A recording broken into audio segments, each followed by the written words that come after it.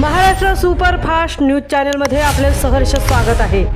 खास सत्याची थार लेखणीची महाराष्ट्रातील ताज्या आणि वेगवान बातम्या पाहण्यासाठी आपल्या हक्काचे चॅनल शेअर करा, लाईक करा आणि सबस्क्राईब करा।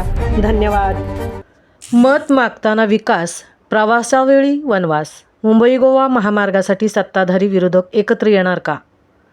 लोकसभा झाली, विधानसभा पार पडली आणि आता जिल्हा परिषद पंचायत समितीचाही धुरळा शांत झाला। नेते निवडून आले, सत्ता बदलल्या, पण मुंबई गोवा महामार्गावर प्रवास करणाऱ्या कोकणकरांच्या नशिबातील धुळीचा आणि चिखलाचा वनवास संपायला तयार नाही। 3.5 वर्षांचा लढा, शेकडो निवेदने आणि उपोषणे झाली, तरीही महामार्गाचा श्वास का गुदमरतोय, असा जळजळीत सवाल संपूर्ण कोकणकर विचारत आहेत। कोकणाच्या नशिबी फक्त तारीख पे तारीख।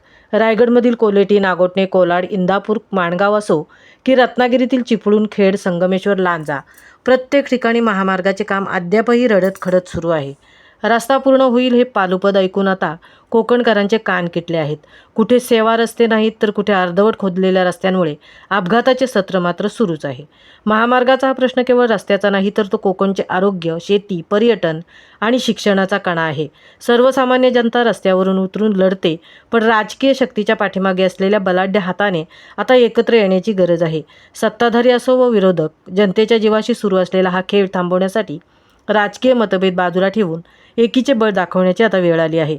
आत्ताच निवडणुका झाल्या, त्याचवेळी सुमारे 5 ते 6 किलोमीटर मुंबई गोवा महामार्गावर ट्रॅफिक जाम होते आणि आता लवकरच कोकणातील शिमगा हा महत्त्वाचा सण येत आहे। मग आता तरी प्रशासनाला जाग येईल का, की फक्त तारीख पे तारीखच राहणार?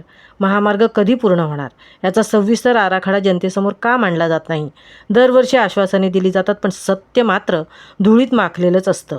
सत्ता बदलली तरी प्रश्न सुटत नसेल, तर कोकणचा सामान्य माणूस प्रश्न विचारणं थांबणार नाही।